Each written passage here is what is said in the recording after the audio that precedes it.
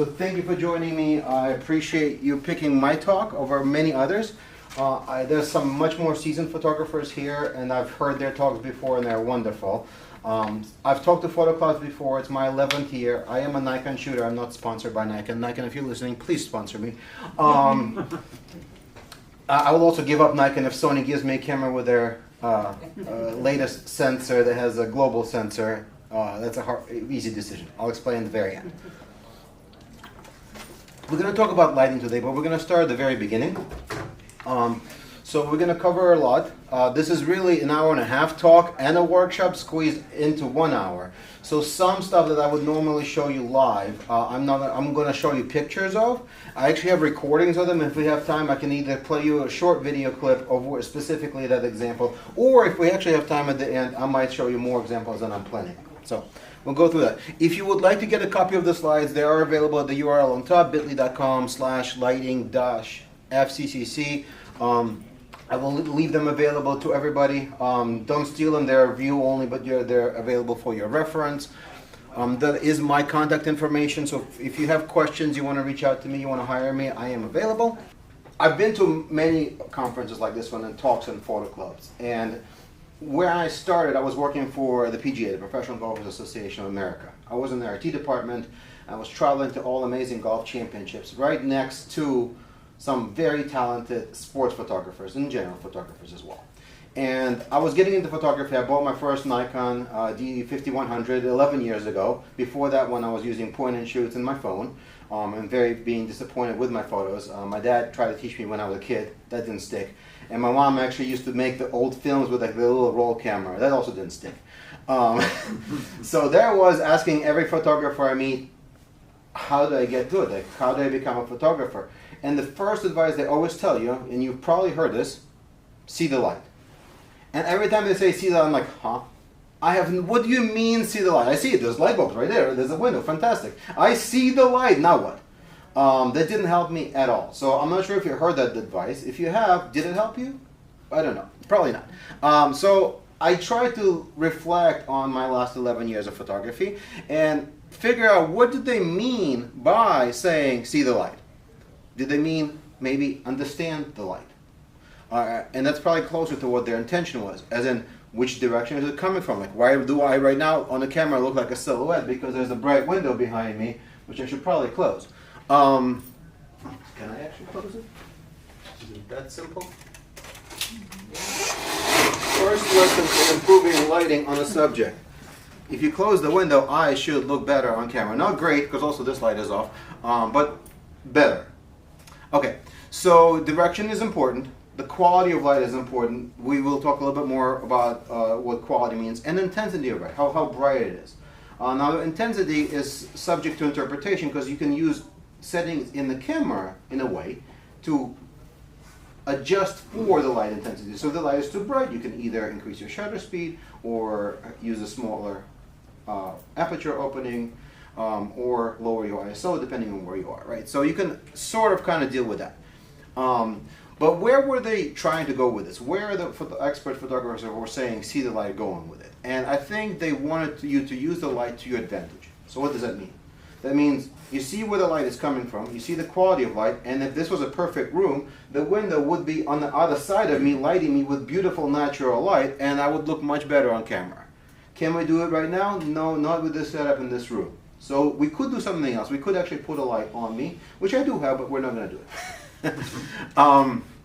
And then you could also reposition yourself. You could reposition your subject, or you could use light, add additional light. You can also maybe come back at a different time of a day if you're working outside. Like you find a perfect setting, you find a perfect tree. I was driving over here this morning. It was gorgeous. It was sunrise. It was foggy. I had the beautiful tree, but I was late here. So now I'm like, okay, maybe that was the right time to be there. But on my way home, it's not going to be the right time. So I'll know where it is because I'll have more time. I'll put a pin on the map, and then next time I come this way, I'll come at a good time again and hopefully get a great picture, right? So you can always come back, whether it's a person or a subject that's not a person. So the lighting tricks really apply. In this case, we're going to talk more about how to light people, but they really apply to flowers, subjects, trees, doesn't really matter. So come back. So to summarize all that, the key there is you want to manage the light. You want to add the light, you want to modify the light, or reflect the light back onto your subject. So how do I define photography?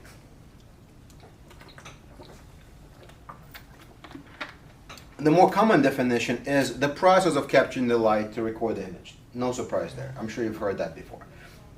But more importantly to me, it's an art of compromise.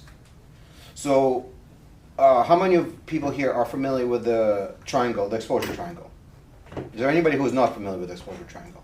Okay, to give you a very, very quick synopsis of what the exposure triangle is, there's three really settings in the camera that affect your exposure. That is your aperture, how wide the lens is open, that is your shutter speed, how long the shutter is open, and the ISO, which is like a volume knob on an old stereo. It adds or removes brightness, but it also adds and reduces noise.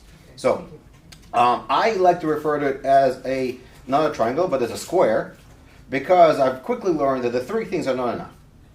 Sometimes you end up in situations where no matter which one you adjust, the other two are affected, but you're not happy with the result no matter what you adjust. And that's when you have to add light. So that's really what the talk today is about, like how and when do you add a little bit of light to make everything better in any situation. So what is the absolute worst picture you can take? What can be worse than an out of focus picture? No picture. Blown out. Blown out is a really good guess. So completely white, completely blown out. But what's even worse than that? Completely black. Lens cap on or just zero exposure, right? So if this is our lowest common denominator, like we don't want this, we don't want a black rectangle, can we do better? Of course we can do better. So that means that if you're out with your grandchildren or children and let's say at SeaWorld and the dolphin jumps out of them and you have the wrong lens on and it's the worst possible time of the day to take a picture and it's a horrible shadow and the head gets in the way and like something blocks off your image, but you still capture the moment. Is that a good picture? Sure. Yes, it's a great picture, right? The moment trumps everything. And nowadays there's so much you can fix in post that even if you had wrong lens, wrong focal length, even if you had wrong exposure settings, if it's not black and it's not white, and don't mean black and white, I mean pure black and pure white, we can save a lot of the pictures. So do capture the moments. And that is this example here. I usually do bring ahead. We have a whole bunch of them sitting on this on the table over here to show this example. So like between the black rectangle and an actual picture that's taken with the widest angle on my phone on my phone with the worst light settings. I think this was like in the evening at my house. It's an acceptable image, right? So that was a grandchild in a nice situation. We can live with it. We can improve it. We can even add light to it in post. But can we make it better in the phone? Of course.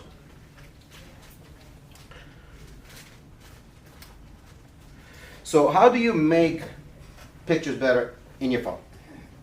Well, the first thing is all of us have different phones, and every phone has different camera, and every phone has different settings. So take the time to learn the available settings and modes in your phone.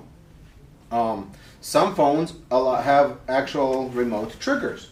So if you're doing landscapes or those kind of pictures, my phone has a stylus. My stylus has a button on it. I can press the button, it'll take the picture. I have a smartwatch. My smartwatch is connected to my phone. Now there's an app for my smartwatch, press the button, takes a picture. So now I can mount my phone on a tripod, or if I'm really lazy, prop it up with a bottle of water, and that will take 10 times better picture than if you're hand holding it, especially in low light, especially at night. But even if you're doing a landscape and you don't want any motion blur, how simple is that? There's also delay function if your phone does not have a stylus and you don't have a smartwatch to control it. I think every phone has a delay function, so you can press the button, it's like 2 seconds later it'll actually take the picture. So that's also very effective to remove motion blur or actually use a tripod. Now if you're, again, for different phones this is different. My phone has 3 lenses on it, actually 5, but there's 3 usable ones. There are many iPhones that have 3 lenses.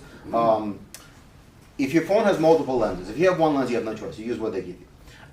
If your phone has multiple lenses and you're photographing a human subject, or really any live subject, and you don't want to distort it on purpose. Now, there are times when you actually want to get creative and distort something on purpose. But if you don't want to distort them on purpose, and your phone has a 3x camera, use a 3x camera. If it doesn't have a 3x camera, it has a 2x, use 2x. It's better than 1x. Avoid 1x at all costs, unless it's the only one you have.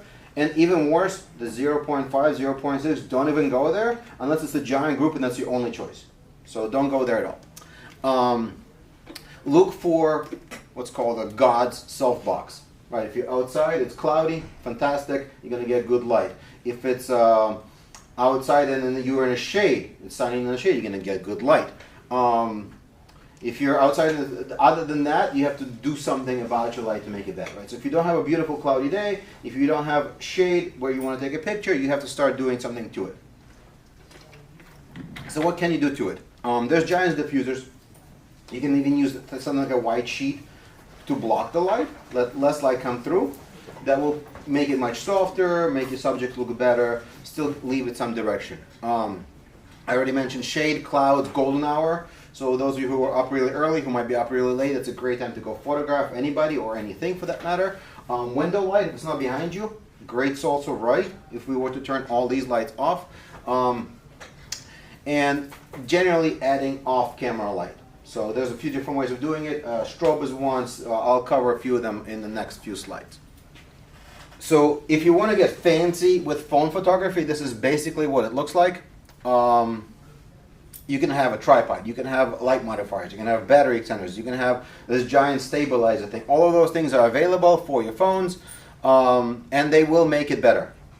So to summarize, if you were to shoot at 1x zoom on your phone, the left picture is basically what it would look like. 3x would be a significant improvement. And the next thing you can do is start adding light.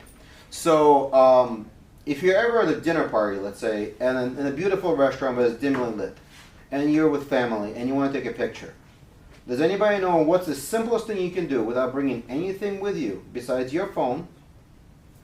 How do you take a better picture? Any guesses? Turn off the light. Well, turn on the light, ideally, if you can. But let's say that's out of your control. So yeah, it's true, right? Your family, not mine. I'm sorry. Right.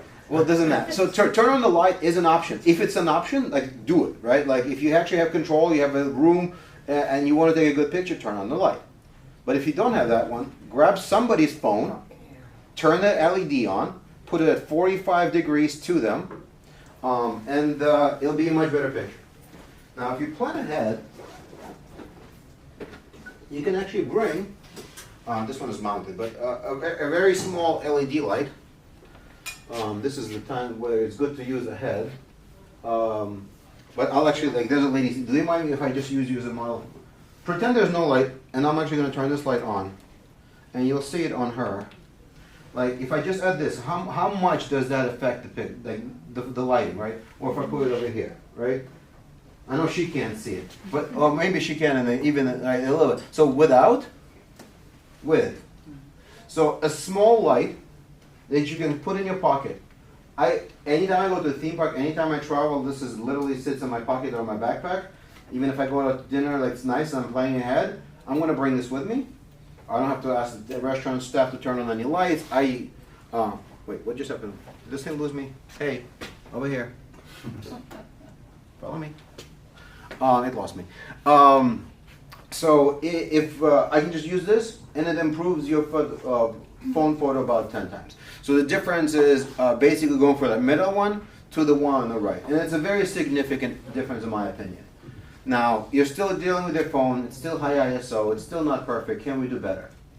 Of course, right? So I think this is about as good as you could do in bad lighting conditions with your phone. And in good lighting conditions, the phone can rival a professional camera, minus the large lenses for the zoom. But you can actually take a great portrait on a phone in good lighting conditions. Okay, this is an example. I was traveling through Paris. I was walking across the bridge in Paris, right in front of the Eiffel Tower. It was dusk, and there was a couple taking a selfie.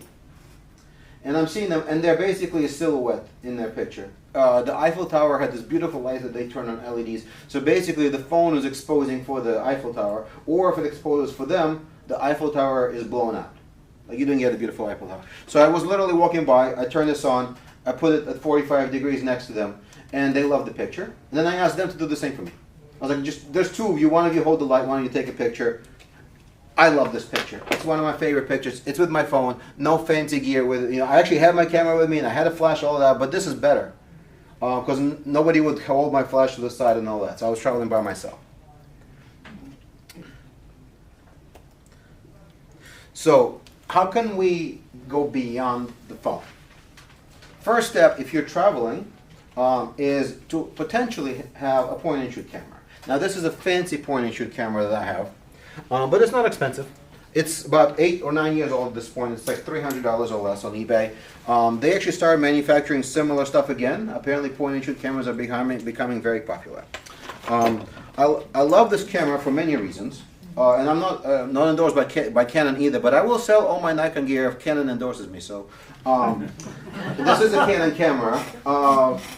It has manual settings, so it has the wheel on the front, just like many cameras, to control aperture or shutter speed. It has a wheel on another wheel. It has a second wheel to control the shutter speed, so shutter speed and aperture. And I can roll the back wheel to control the ISO. So it has all my manual settings easily available to me.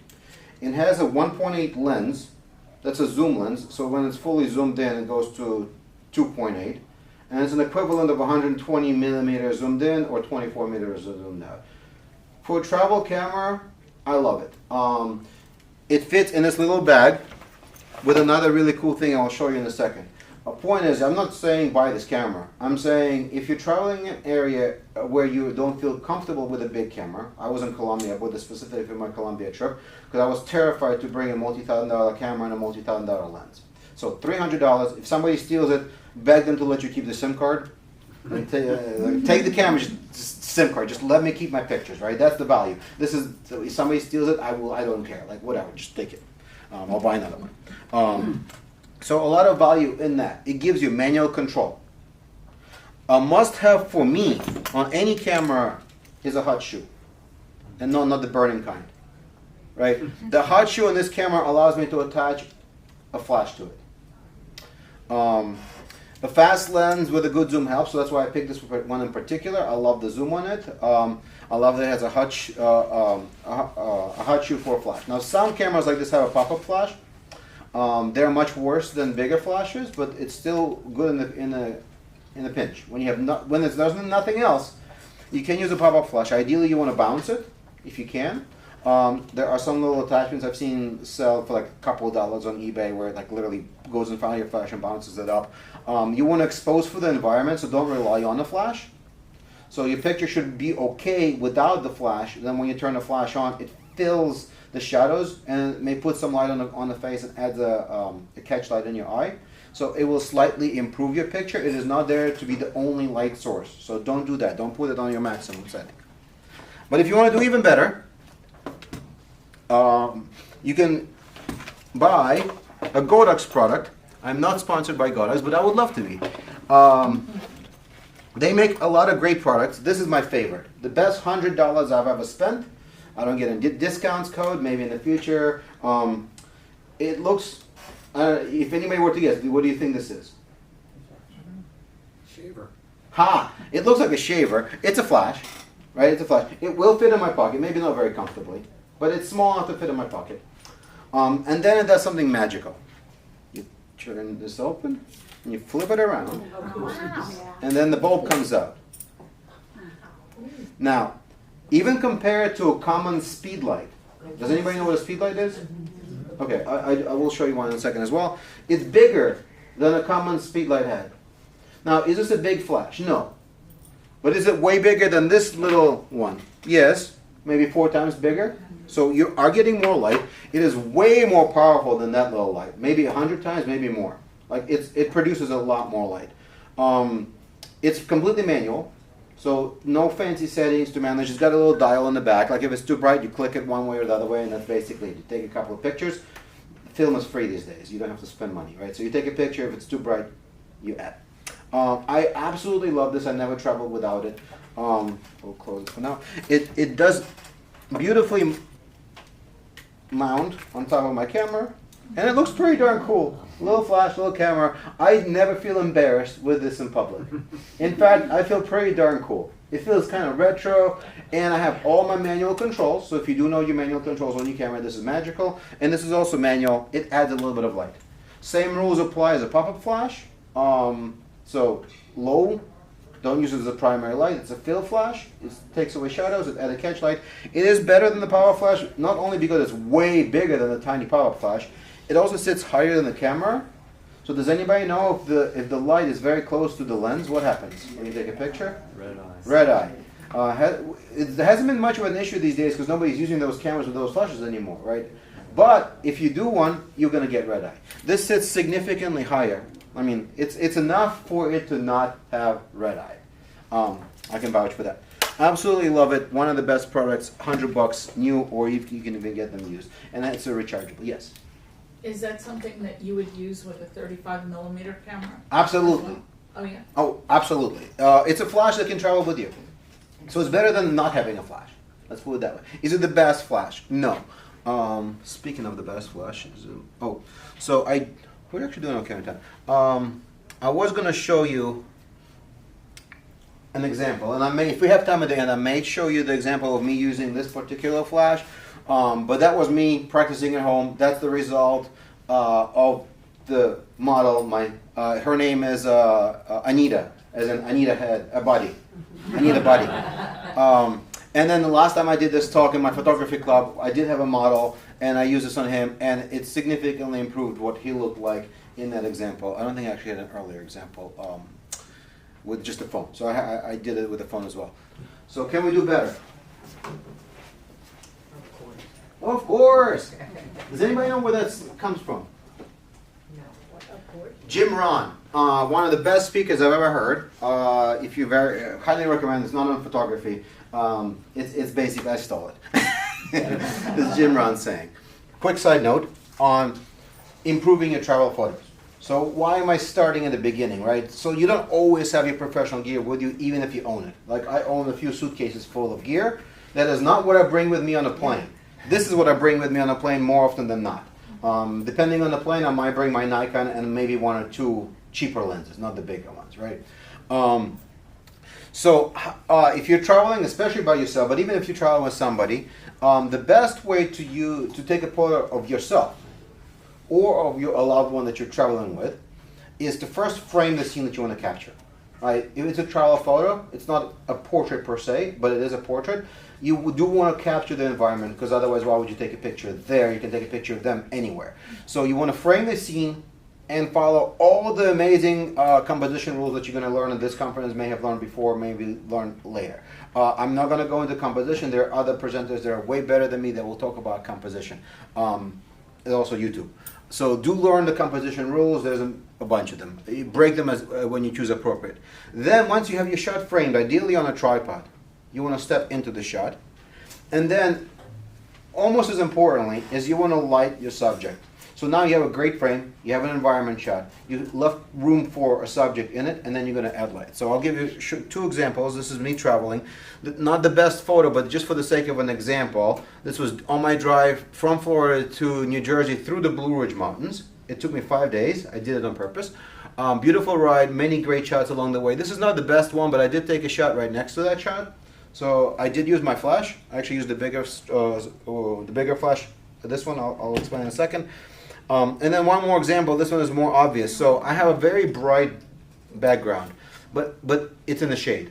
So when I stepped in the shade, I had to light myself. If I don't put a flash on me, I'm a silhouette. Because the background is so bright. This was midday. I was driving through the mountains. I can't control the sun.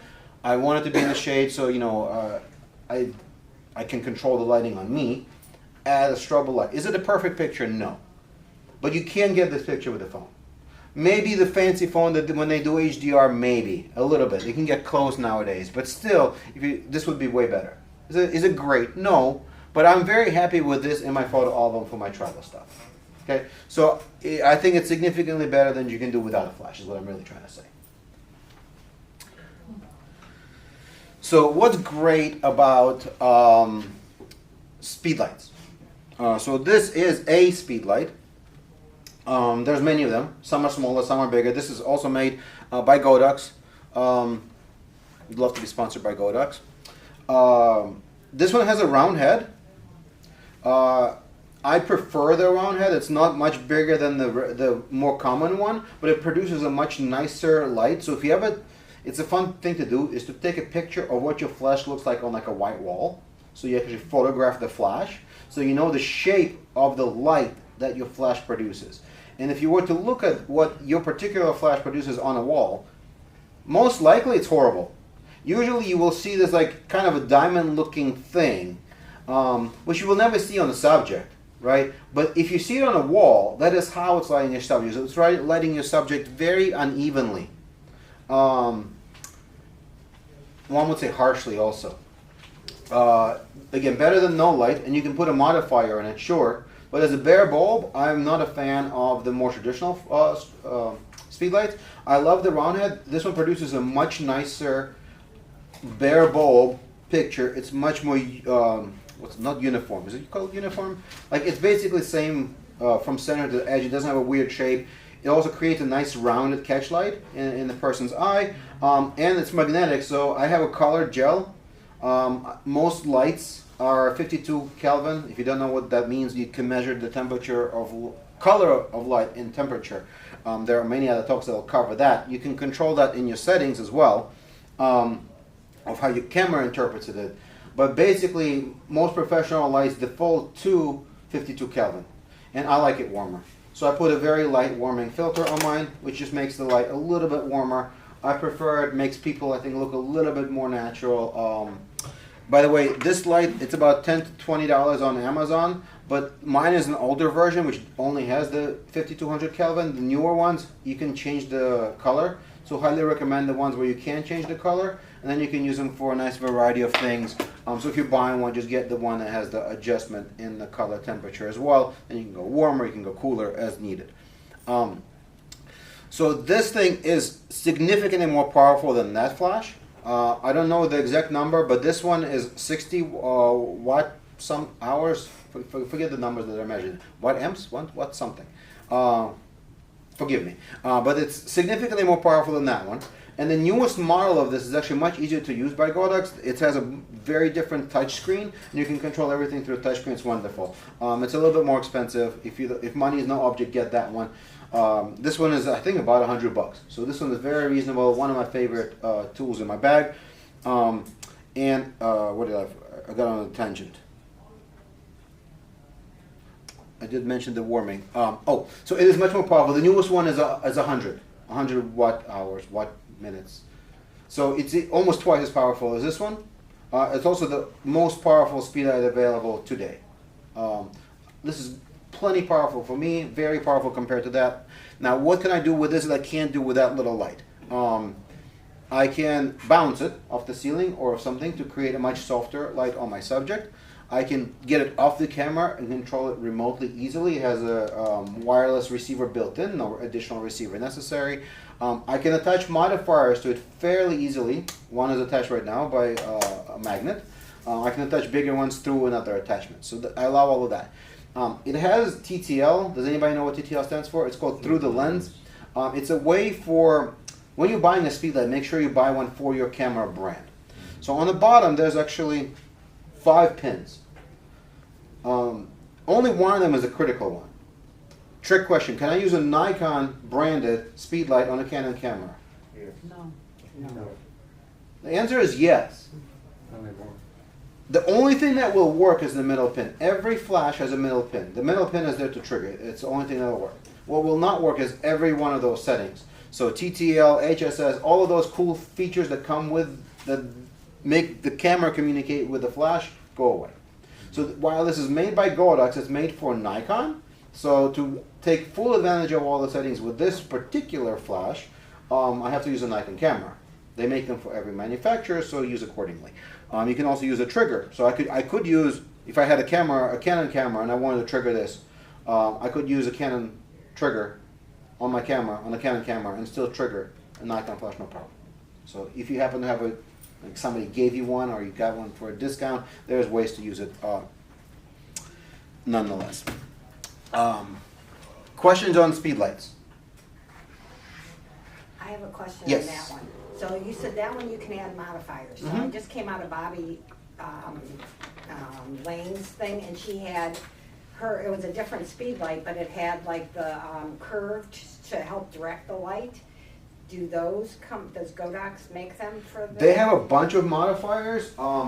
There's basically a mount that this goes into, and then anything you can attach any fancy modifier like this or the big softbox that can get attached to that. So it's actually really simple and it's not expensive. And I really wish I would have thrown one in my bag. So since that has a magnet, can you put a grid on it? Yes, the small grid. That I actually do have. So yeah. I do have some small modifiers with me. These I do travel with. So there's a box. It's about 50, I think $50 or so, which I use very rare, but it does come with color gels and a little reflector like this, which I never use, and it does have a tiny little grid, Yeah. a honeycomb. It has a snoot and it has some other magnetic stuff. It has barn doors even. I bought this. I thought it'd be cool. The only thing I use from it is the color gels.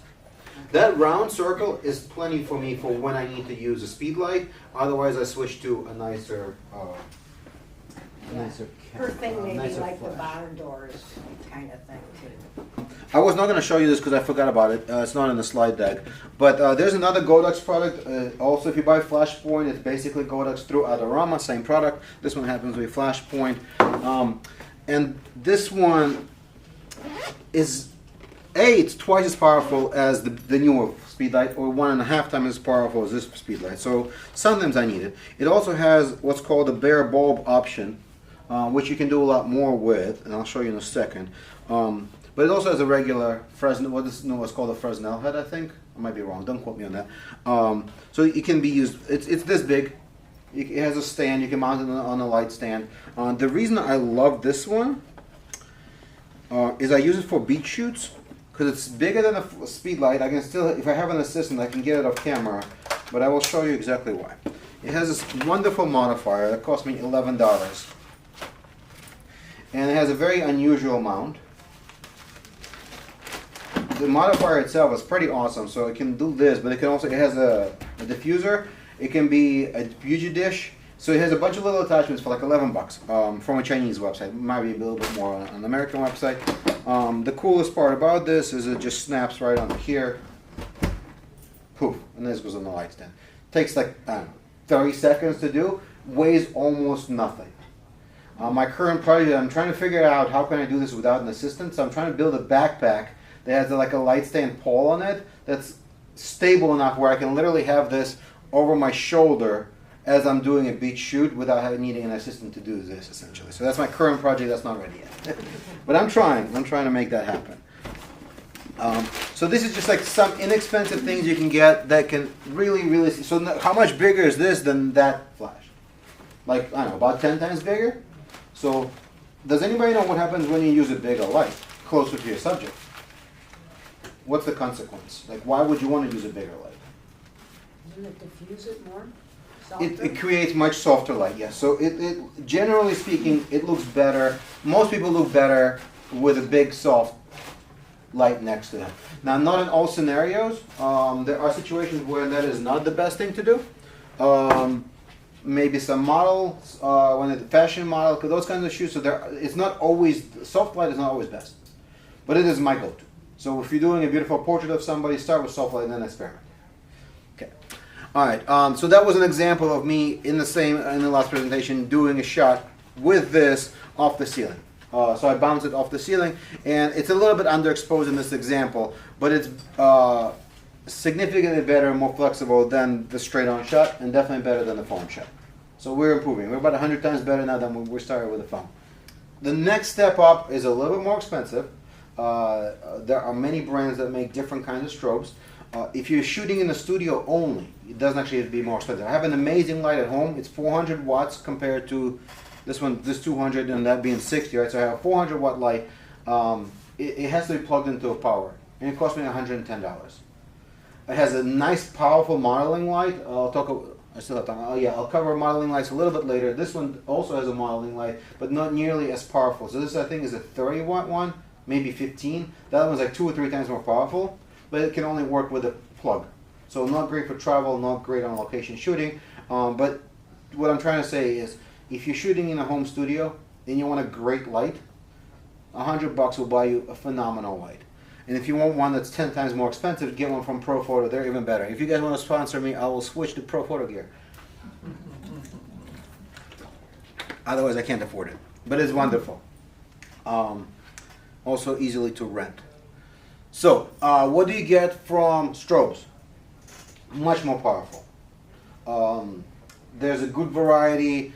They're less portable. This is, it's fairly big. Like, I wouldn't want to travel with that in the plane. I don't mind traveling with that in my car, but even then, I don't bring it with me all the time. So they're definitely less portable, but I call this fairly compact. Like, without the head, it's not all that giant. The box is maybe twice as big as this box. You can have lots of modifier options. I have some with me. Hopefully I'll still have time to show you guys. This comes right off of it, right? So it's just a bulb. The bulb also comes out. And you can put anything on here. Godox makes their own, and they make the modifier to use the Bowens ones, which is the most common. So any modifier you've seen, as in softbox, umbrellas, whatever, can be mounted on it. So it's wonderful. I didn't answer with a TTL. So TTL lets the camera communicate with the flash, which is really useful when the flash is on the camera. But I've found no use for it when I'm using a strobe. Not once have I used TTL with a strobe, because I'm just going to control it. I know what I need. I know where it is. I know how far it is. I'm going to control my own light. I've not once used TTL. When I do event photography, I use this, and I'm running around. And I will use TTL often because the lighting conditions change all the time. HSS stands for high speed sync. With this thing, it has HSS. I've never used it once. It's not powerful enough. When you use high speed sync, it allows your camera to go above what's called a sync speed in the camera. Most cameras max out at about 1/200th of a second, some 1/250th of a second. That's about as fast as you can go.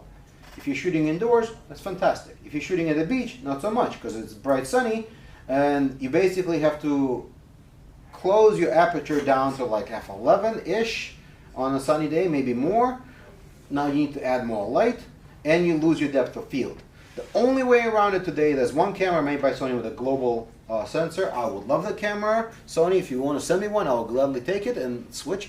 But Nikon is rumored to be coming out with that soon, probably in one of their next cameras, should have a global sensor.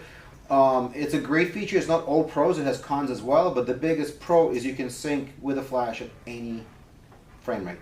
So you can take 1/10,000th of a pic, which is about how fast the flashes are, and still get the lighting. So what does high-speed sync do? Usually it shoots the flash very rapidly in succession multiple times at about a quarter intensity. So you look, if this is a 400 watt at max, when it's at the max settings, it drops to about a quarter. That's 100 at most, which is barely enough at the beach to help me get a little bit more depth of field. Well, really less, more shallow background. So now I can get my f-stop a little bit lower because I can add more light to fill in at the beach. It's still not enough. I tried it. I was like, screw it. It's 600 is better. They have bigger ones. I'm still yet to find good time to use HSS. Sometimes you can use multiple flashes, so that could be a good situation. If you actually have multiple, you might have enough light to actually overpower the sun. So can they do it? Yes, it's difficult. The easiest way to learn. If you don't, has anybody here never shot with a flash? Everybody has shot with a flash before? Okay. If you don't feel comfortable shooting with a flash, or don't understand, like, it took me a long while. Like 10 years ago, I was like, I'm a natural light photographer, all pro for. I have no idea how to shoot flash. What do you mean? I changed my shutter speed, nothing changes in my picture. What the hell does this mean? So easiest way to learn what kind of an effect a flash will have on a picture is to start with constant lights. Now, constant lights just means that some of my lights have a modeling light. So you could just use a light, or you can use a modeling light to see what kind of an effect. There's a light on you. I was trying to put it on you without putting it on you, but the camera's following me. Fantastic. Can you guys see the change? Right. So if I put the light on her, it makes a huge difference. Now, as I move the light around, it will make her look different. It will cause, and I know this one is really bright, so I just want you guys to see kind of what happens as I go around. And as I put it on her side, like, we will go through different types of light. Eventually it becomes, anybody know what this is called if you're looking at her hair? Key light. Rim light. Rim light. Rim light is called. Key light is when it's the main light on her. So this would be the rim light because it would actually create very beautiful hair. If you're doing a portrait outside, what's the best way to create rim light? Sunlight. Sunlight, especially at sunset, especially for women who have long hair. If you're ever photographing a woman outside, do it at sunset and put the sun behind her. She will look absolutely, her hair will look stunning with the sun behind it. And then, but what happens to her face? So what do? Reflector. You could use a reflector, absolutely you could, requires an assistant usually, or Fill light. essentially the key light, a strobe, a flash, something that will put light on her. So if you put the main light in the sky behind your subject, you have to light your subject. You have no choice, right? Otherwise, it's going to be silhouette, which could be like that's useful as well. Now, if you don't have a modeling light and you want to see how different modifiers work, you can actually take an extension cord, take some LED bulbs. Only use LED bulbs because they don't get very hot. And you can actually put it inside your modifier to see what it would look like. Before I bought nice strobes with modeling lamps, I literally did that. I was using something like this, and I would actually put like an LED bulb in my modifier, plug it in, and see what kind of effect it would have on my subject, and also direction. So that really does help. So with constant lights, you have they will require higher ISO in your camera. So it's really mostly beneficial for learning. Although with modern cameras and noise reduction, it's really not that big of a deal. You can take fantastic pictures with constant lights. I think somebody's giving a talk on constant lights later on. The other problem is usually they have to be plugged in.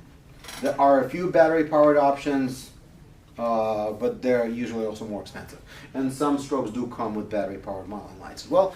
This one was actually pretty bright indoors, but if this was outside, you basically wouldn't see it. So strobes with a modeling light. Modeling lights are often weak, and they do require strobes that have them. So not every strobe comes with a modeling light. So if you're going to be buying a new strobe, highly recommend one that has a modeling light. It will just make your life easier because you can see it's like what you see is what you get, right? Now it'll be brighter when the actual flash goes off, but it'll give you a very good idea. I talked about putting bulbs right into a softbox or into any kind of modifier that's big. You can put a LED bulb in there. Do not use the non-LED bulbs. They'll just get hot. The whole thing will catch on fire. I've never recommended that. So safe. Practice safety. Ideally, it shouldn't be touching anything while it's in there.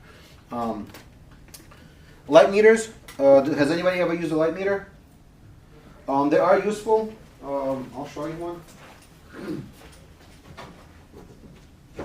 They're way more expensive than the value you get out of them. But when you're learning, there's two good uses for it. A, when you're learning, because it will tell you exactly where the settings should be in any location. It just has a little bulb. You measure the light, and it tells you what to use.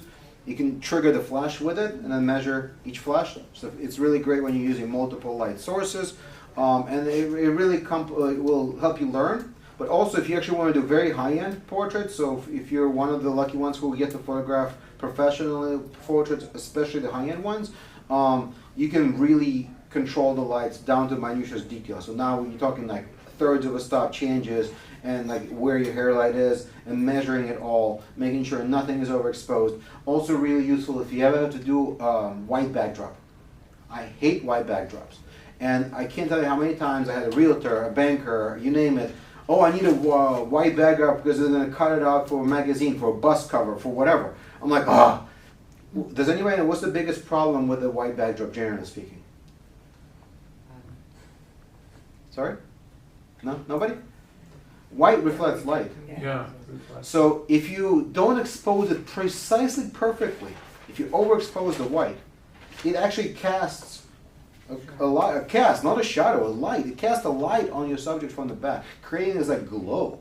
So your subject can glow. It's essentially being lit from the back by the giant white reflector, which is your backdrop, right? So this becomes very essential Because now I'm lighting the backdrop separately. So there's a light on the backdrop, and some of my light may spill from the subject to the backdrop, so I can measure all of that and make sure the combined intensity is pure white, but still not overexposed. So and I also put as much space between your subject and the white backdrop as possible, or avoid it altogether if you can. Hate white backdrops. Okay, so light meter. There's a program, somebody showed it here last year, called Set a Light 3D, where you can play with multiple lights in a virtual environment. It costs some money. It's really fun. I did it once. The trial version was enough for me. Like, it was like 2 days of fun, and I never opened it again. If you want to get really fancy and try every light out without spending money on actual lights and the time, that's a great little application. And you can like move a subject around, move lights around, use different modifiers, and you see the result. It's pretty cool. They do have a trial version. I don't know, it's like 30 days or something. Play around with that, and you will have fun. So, finally, portraits. Can you take a great portrait with one light? Yes, of course. Of course you can take. It will generally create a fairly dramatic portrait. Generally better for men than women. You could use a natural light as a fill light, or the key light for that matter, if you're shooting outside. Or we were talking about how you can use the sun as a rim light, especially for hair light. It looks wonderful. Would adding a second light help? Can it? Sure. Does a second light have to be a light? Does it have to be a reflector? It doesn't. It can be a reflector. So you could bounce light back onto your subject, especially if you're shooting the sun, somebody said, right? So I do have some reflectors, I didn't bring any with me, but you can bounce lights back onto your subject to make them look better. Or it can be, so once I got these strobes, and I have 2 of these, I don't use reflectors anymore. Does anybody know why? Right, they're just more convenient. I can control it more. So to use a reflector, you either need an assistant that's really good because the sun is moving, lights are moving, right, and your subject is moving. This I can control from a remote trigger, which I really was hoping to do. But, oh well, sorry guys. I'm happy to do more, or if you can come grab me another time, or I can share the video with you when I do the examples, because I really was hoping to get to it, but it's hard to get through everything. The third light, even if you're not using the sun, usually is a rim light. So you can do your key light is the main light, second light to fill, third light behind the subject to light the hair, more often than not, or to light the whole rim. Last year I finally gave up and bought what's called a strip box, and there's nothing sexy about it. It's a really tall light modifier, so it's tall and narrow softbox, which just creates a beautiful rim light, but not just on your hair, which is most of my lights can do, but on the whole body. So if you're doing like a whole body shot or like a head shot, they're wonderful. So it's my go-to for a rim light. And can you add more than 3? Of course. Like, who says we do it? Like, at that point it becomes endless creative possibilities. All right. So beyond that, what affects lighting? Actually, there's more slides. Direction of light, we already talked about it. The light on me right now is horrible because it's behind me mostly and on top of me. So this is not a great example of directional light. The size of the light.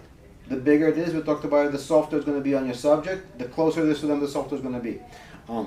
So generally speaking, for beautiful portrait, closer, bigger is better. If you have a big light that's far away, like this light would actually be better this close than a giant softbox like in that corner. Like this, because this would actually be bigger in distance terms than that from far away, right? Does it make sense? The shape of light matters. There's a reason why all of these things have a round head on me now. We as humans are used to one light source for the last, I don't know, 7,000 years, or depending on your religion. It comes from the sky and it's round, right? So we're used to having a light above us. We're used to having the light being round. So So that is why everything except this little light, which I always wish they had round, all of my semi-professional and professional lights are round because it creates a round catch light. I am not a proponent of using rectangular softboxes, but they are cheaper. So if you're truly looking to get started, you're gonna spend, I don't know, it's like a few dollars. It costs more to have nicer modifiers. I will show you one of my favorites. This is my absolute favorite one I travel with. It's fairly compact because it does not have a Bowens mount, which is more common. It has a Godox specific one, which is much smaller, so it mounts directly to that light. It opens up huge. The last couple of slides, I'm going to try to end on time, even though after this is lunch. So light direction, flat lighting is almost useless. Flat lighting, the two uses for it is passport photos. I've been, like, sometimes people hate their passport photos, so I've actually taken passport photos in the studio. They end up with much nicer photos than a regular passport photo. But it still has to be flat lighting, so there's very specific rules that the government's put into passports, all those things. So I have people have come to me. They wanted a decent looking passport photo. I even took my own. So those are the only times I would use flat lighting. And what does flat lighting mean? It's right, light is basically right in front of you. Or you can have multiple lights but evenly lit from every direction. Sometimes it's used for fashion. So when you're not trying to make the model per se look best, but you're trying to make the clothing perhaps looks the best, or something other than the model. So there's value in flat lighting in those situations. There is loop. We'll show you a very quick example of all of these. Rembrandt is another very popular style. Split or side lighting, rim lighting. We're basically going to run out of time to cover all of these. There's a very back or key lighting where Nike made very famous for athletes, where they essentially put two really bright lights, both of them angled from behind the athlete, and then one fairly weak soft light, and it creates this like really powerful athlete look. So that would be the only scenario I would use it in. Somebody last year actually here demoed it. It was really cool. There's a video here. It's a link. The gentleman will explains all of these styles, which I don't have time to do, but they basically use the same head as those heads, and he calls it Anita too because it needs a body. But there's also this other link, which I find very useful, and you can zoom in. It's pretty high resolution, where it shows you an example of where a light would be in different types of lights and the results you would get. So this is another way that you can look through and artistically pick what are you trying to do, and then if this is a style of a portrait that you like, then this is what you would need to do it. I will scroll down to the bottom to kind of talk about the ones that were my favorites. And so this is the basic key and fill. This is my go-to outside because I use a key light from the sun. And in the studio, this is basically my go-to where I have a key light that lights the brighter side of the subject's face.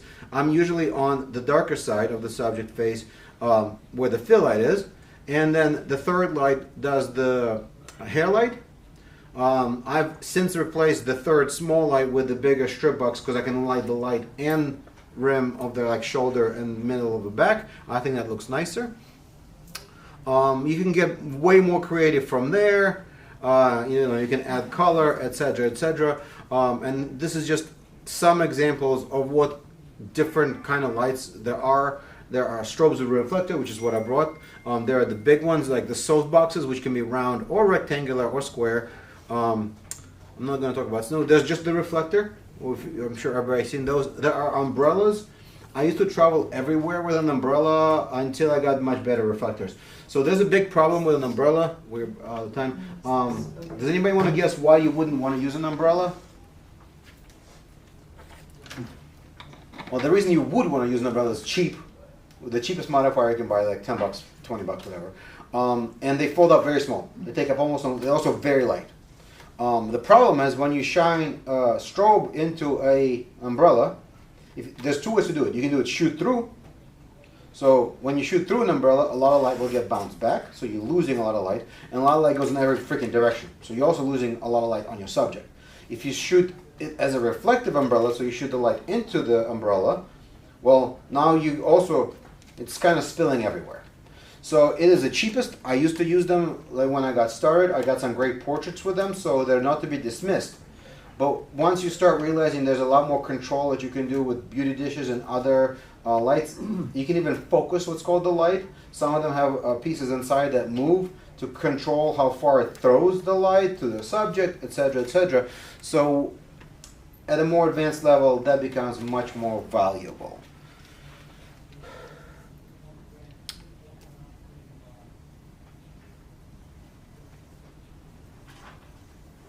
Oh my god, I ran out of time. Do you guys want to, there's like 2 slides left. Yeah. Cover them? Okay. So, we talked about light modifiers and shapes. You can bounce the light. We talked about that. You can bounce the light from a small source to make a big source. It makes may look much more appealing. You do have, this is called a bare bulb modifier. So when you have modifiers like this, and you can still see the bulb in it, it usually intensifies the light. So this is not for portraits necessarily, but if I was trying to light me, from far away, this is the best way to do it. It wouldn't be the nicest light, but it has enough intensity to reach me from across the room easily. Umbrellas, we talked about, they're very cheap, they're very portable, they waste a ton of light, so you don't get the best bang for the buck from your light source. Softboxes, I showed you at least one example, or actually a couple of examples. I prefer round because it creates a more natural catch light, primarily, in a person's eye. There's a huge variety of shapes, sizes, and prices, so go with what works best for you. And some of them do have focusing lenses, so for light specific and not for cameras. So those are really advanced and probably even I don't have. Actually, I have one, but I never use it. I said it once and then I left it alone. So I wanted to leave you guys with one bonus tip. I've been shooting Nikons for 11 years. I love my Nikon DSLRs. I still have my D750, and there is only one scenario left when it's still better than my newer Nikons, and that is low light event shooting when there's almost no light. It will still focus better with that mirror than any of my newest Nikons. I do not have yet the Z6III or the Z8. Those are probably comparable. I would love to try one. Why did I switch? You get the live preview of what your image will actually look like when you're shooting it, minus the flash. It will not tell you what it will look like with the flash, but it will tell you what the environment will look like when you press the shutter before you press the shutter. I love it. So you see the effects of the aperture, the shutter speed, and the ISO. I would turn it off for flash photography after you expose for the environment. So even when shooting the events, I choose what I want my environment to look like, how much of the environment light I want to come in, and then I add my flash afterwards, and I change the intensity of the flash accordingly to get as much light as I need. But every other setting is set based on the environment lighting. It has amazing eye autofocus. So the DSLRs really were not good at this. There's only one Nikon one, I think it's D7500, that has a hybrid that has both. So it can do video, it has a DSLR, so it has a mirror, but it can also do regular mirrorless, if you like that kind of stuff. It's much better for video, so if you're shooting any video, it's much better with mirrorless. They have a lot more video features. You can see the picture, they focus better, all of that stuff. But at least until the latest generation of models, which I do not have, they were much worse at focusing in low light. So depending on model, again, I think they fix it with, Nikon fixed it with the Z6III and the Z8 and the Z9. Canon, I don't know. I don't have one. Same with Sony. So that really does conclude today's talk. I hope you enjoy it. I hope you got something out of it. My favorite subject to photograph is actually fireworks. So if you want to know how to photograph fireworks, I'm happy. I love teaching it. I have a whole presentation for that. Follow me on social media. I'll actually go back to the first slide if you want my contact information. And if anybody joined late, on the first slide, there's a link to the slide deck, so you don't really need the pictures of the slides. You can see them at that link on top. And at this point, I might as well turn off my picture-in-picture. Oh, and if anybody really wants to see some of my fireworks, as a final note,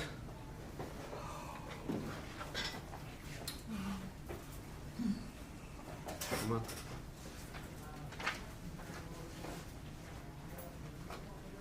Oh, actually, I'll show you a different one. Yeah. This one. So while I make my money, I make some of my money from portraits, I do antique cars, but this is my true passion. I absolutely love fireworks, and one of the biggest reasons is every one of those pictures is completely unique. It's unreproducible. I do. Nice. That's the statue of Walt Disney. Isn't it? Yeah. Those are amazing. There's also Mickey in there. So there's Walt Disney holding Mickey's hand. That was in St. Augustine, that's Busch Gardens. So this is completely unrelated to today's talk. This is just my biggest passion, and in order to pay for that passion, I have to do portraits, I have to do exotic car for sale, which pay actually better than portraits, oddly enough. I do some real estate. What else do I shoot? Yeah, mostly cars, portraits, and real estate for money. And then I've had the Biltmore Hotel bought one of my digitals for their marketing campaign, so that paid pretty well. And I've sold a few just on websites in general. That's beautiful. That's a fake Eiffel Tower. I brought that one with me to a giant field because it was a competition, and all they did was fancy fireworks in the middle of a field. And I'm like, I need a subject, so I brought an Eiffel Tower. Got to plan ahead, people. Any questions on what we covered? How do you meter for these? Very easily. This is actually much simpler than portrait photography or anything else. I have a remote trigger now. Yeah. There's two ways to do it, basically, delay trigger, remote trigger. Fireworks are generally the same exposure every time. So you don't expose to the firework, you expose for the environment, and then you just gotta make sure you don't overexpose the firework. So if you're shooting at ISO 100 for fireworks, usually somewhere about 6 to 8 seconds at ISO 100 with f-stop about 8 or 9. That's where most extras will tell you to start. I've improved on that because I needed more. If you notice that Eiffel Tower was actually blurry and the fireworks were, so I realized I needed more depth of field. So now I shoot at f200. People think I'm crazy for fireworks. I usually shoot at f14 or f16, which prevents me from overexposing the fireworks. And I control the exposure. Now I have a manual control. So I see the firework going up, I press the button, creates a nice beautiful trail. I wait for it to do the first beautiful explosion, and then I'll let go before the next one comes up so that it doesn't get overexposed. I never show never shoot the finale. It's impossible to expose properly for the finale. Everything is blown out. And this is probably this is the newest one from this year, last year. I went to Niagara Falls. Beautiful. Yeah, I love Niagara Falls. If you ever want to practice shooting fireworks, Niagara Falls, they do them every day in the summer. Yeah. So you can. It's a very short 5-minute display, but it's every day. So it's great because you can do it from different locations, and also it's theme parks like Disney do them every day. I was just, yeah. Thank you, everybody. Thank you. Thank you.